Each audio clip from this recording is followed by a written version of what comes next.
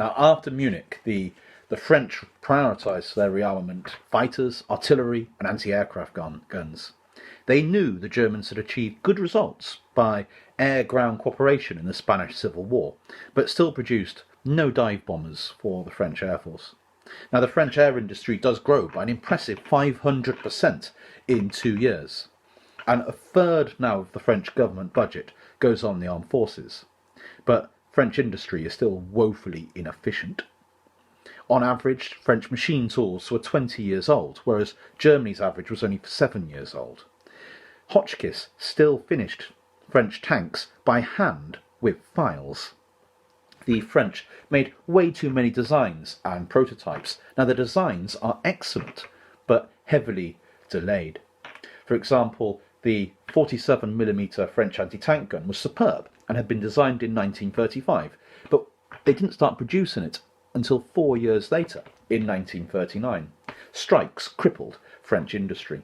Now, in the air, the French aircraft, the D-520, was as good as a Spitfire or as a Messerschmitt 109, but prototypes were only finished in December of 1939. 80 only would be used against the Germans. The Germans themselves, however, would capture hundreds of these. In fact, they'd use 430 of these themselves when they captured them intact, and they'd use them against the Russians in 1941. But 2 years later, they were still excellent aircraft. In despair, the French leader, Daladier, starts to try and buy aircraft from the USA. He orders 550 planes from the Americans, but only 200 will be delivered by the crucial Battle of France in May 1940. But the Germans gain heavily from the Czechs. On the 15th of March 1939, the Germans entered into Prague, unopposed by the Czech army, as a betrayed Czechoslovakia is occupied.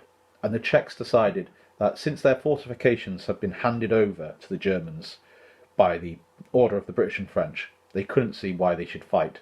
They saw no reason to resist alone. They would have fought with the British and French against the Germans. They weren't going to fight the German army alone, and so the Czech government, believing themselves rightly to be betrayed and abandoned, ordered their army to line their equipment up and go home to spare Czech lives.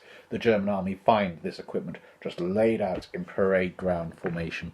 The Germans seize 1.5 million rifles, 750 aircraft, 600 tanks. The tanks that Rommel will use with such great effect in France and the desert are all Czech made, and 2,000 field guns. 1 in 10 of the German tanks that the Germans will use to conquer France are actually Czech tanks. The massive Skoda arms factory is also captured intact. Now, at first, Chamberlain refused to rearm after Munich. The Air Minister, Lord Sims, said he'd support appeasement only if it bought time. "But don't you see," said Chamberlain, "I've brought peace." Chamberlain also refused the Navy to buy new convoy escorts. The army was told that it would not need to fight in Europe anymore and to prepare for imperial police work again. Troops were sent to Palestine in large numbers to try and keep peace between the Arabs and the Israelis. Chamberlain decided that if he helped the German economy, this would help to avoid war. He suggested a new Anglo-German trade agreement and actually increased sales of oil and strategic raw materials to the Germans to be paid for by a new loan from the British government. So the British government, after Munich, lent Germany money to buy war materials from the British. It was an absolutely insane move. But also now the British and French decided to start to try and look for allies against Germany, which they had, of course. They'd had allies. But these nations of Europe have now seen the Czechs be betrayed. So on the 16th of March, after the fall of Czechoslovakia, rumours circulated of a planned German invasion of the Netherlands. And this changed things for the British. For it was one thing for a Central or Eastern European country to disappear. A Western European country to disappear is a very different matter for the British. But despite 14% of all British men being unemployed, Chamberlain still rejected the creation of a large army. The Germans begin work on what they call their Z-Plan fleet. It's a fleet designed to challenge the Royal Navy. The Germans plan to build 13 battleships, 4 aircraft carriers, 15 pocket battleships. The British under Chamberlain start to plan to fight in Europe, and he orders the creation of a 6-division British expeditionary force and to double the size of the territorial army. The French try to rebuild their shattered and collapsed system of alliances, talking now to Belgium, Romania and Yugoslavia, but they can now offer very little to these countries. Romania perhaps could still have been wooed by the French if the French had offered to buy grain in large quantities from Romania, but the French Minister of Agriculture vetoed this suggestion.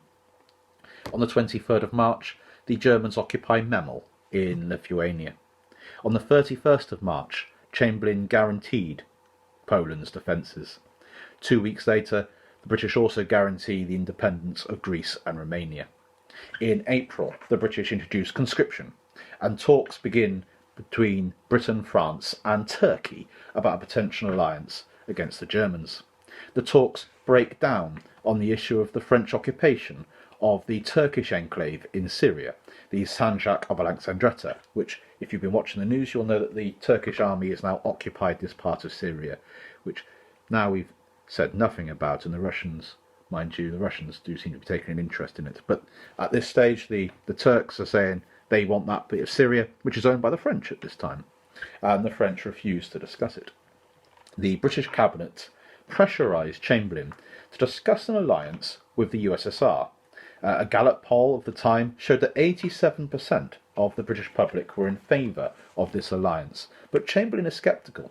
He was prepared to meet with Hitler, but he was damned if he was going to meet Stalin, or even to send Anthony Eden to go and talk to Stalin.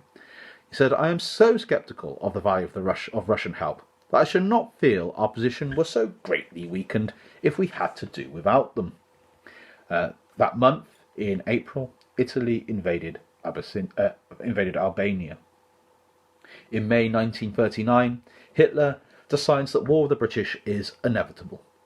England is our enemy, and the showdown with England is a matter of life and death.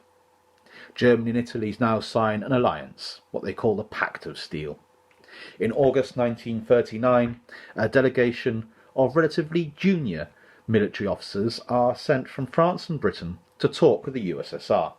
The French send General Doumenc, and the British send the incredibly named Sir Reginald Plunkett Earl Drax.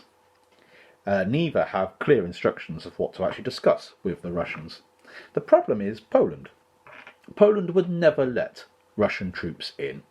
Marshal Voroshilov, representing the USSR, said, "Do the French and British General Staff think that Soviet forces will be admitted into Polish territory in order to make contact with the enemy if Poland is attacked?"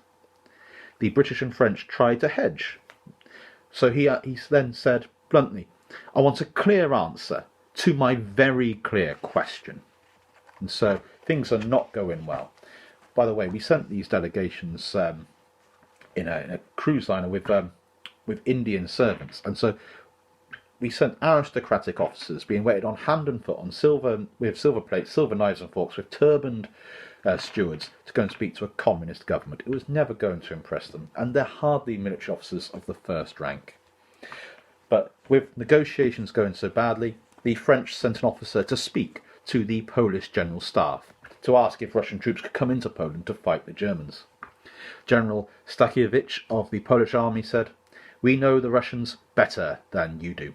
They are a dishonest people, whose word is not to be relied upon by us or anyone else. With the Germans we risk the loss of our liberty, but with the Russians we risk our soul." Poland said no. Drax also had to confess that Britain only had 4 divisions to send to fight the 100 German divisions. It did not go down well, as the Russians realised that they were planning to fight to the last Russian. Talks collapsed. The French, however, were not so sad. They preferred a Polish military alliance anyway. After all, Poland had the 4th largest army in the world at this stage, and had been given lots of French armament credits since 1936. But Polish rearmament had assumed that it wouldn't have to fight until 1942. They had an excellent tank, the 7TP, which was superior to the German Panzer II, but they've only got 14 of them.